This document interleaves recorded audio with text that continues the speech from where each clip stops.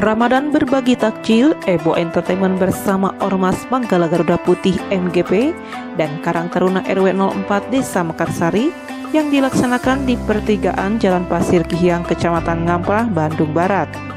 Kegiatan baksos kali ini selain untuk menumbuhkan jiwa sosial juga untuk menjalin tali silaturahmi, kekompakan, serta kesolidan bersama.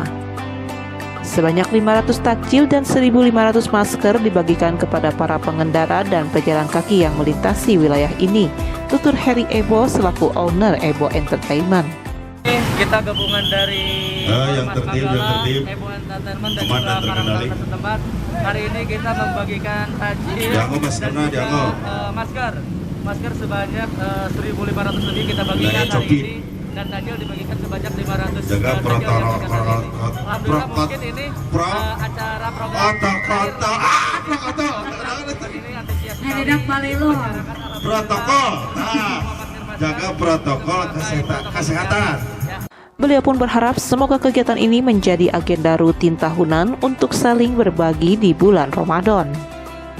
Selaku Wakil Ketua MGP PAC Ngamprah, Bang John mengatakan, jihad kali ini meskipun persiapannya kurang dari 1 minggu, namun tetap berjalan lancar dengan tetap mematuhi protokol kesehatan.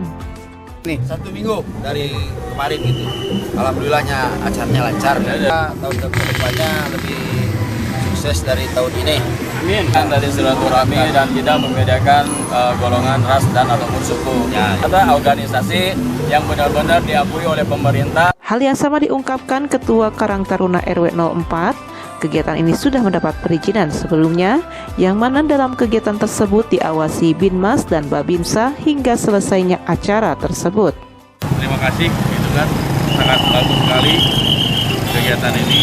Pemerintah setempat, Bapak RW ini RW 04, terima kasih saya telah mendukung acara ini. Semangat hidup lah ya, itu kan sudah jadi aturan.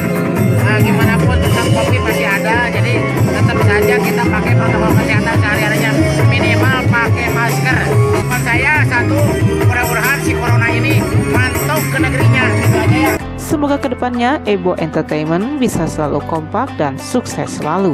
Lebih maju lagi, lebih aktif ya, lebih semangat ya. Dudi Kotok Hadas TV mengabarkan.